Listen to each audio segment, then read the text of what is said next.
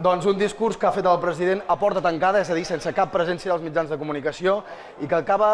d'acabar ara mateix, just fa uns instants, i sabem el que ha dit, algunes coses de les quals ha dit. Ha parlat de la situació econòmica, la meitat del discurs, ha dit que ja hi ha mostres de millora, que la situació de l'economia està donant mostres de millora, també ha parlat del procés de la consulta i ha demanat que la pregunta d'aquesta consulta sigui clara, literalment, i inclusiva per tal de que puguin votar i es puguin expressar el màxim de persones. En aquest sentit, també ha recordat que al desembre és quan el govern formularà la data i la pregunta en concret. Un Consell Nacional que ha servit també perquè Convergència signés i presentés un acord amb reagrupament pel qual aquest partit polític entra a formar part d'entitat associada de Convergència. En tot cas, la posició a les llistes electorals la seguirà decidint Convergència Democràtica de Catalunya. Un Consell en el que també ha parlat, ara sí, davant de la premsa, Josep Rull, secretari d'Organització del partit, ha parlat de la necessitat de gestionar el dia a dia per no perdre la capacitat d'esdevenir un estat propi, i també ha fet una crida al PSC perquè no es desmarqui del procés de la consulta, i en aquest sentit li ha demanat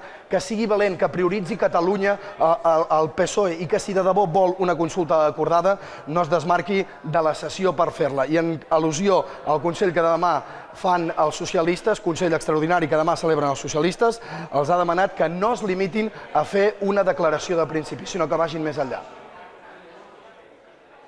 El que no es pot plantejar de cap de les maneres és aquest discurs fàcil,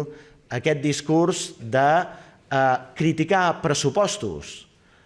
titllant-nos molt sovint de poc compromís social quan són els pressupostos que en termes relatius tenen major compromís en l'àmbit social sense donar cap mena d'alternativa. En aquests moments, a Catalunya, en la gestió d'aquests últims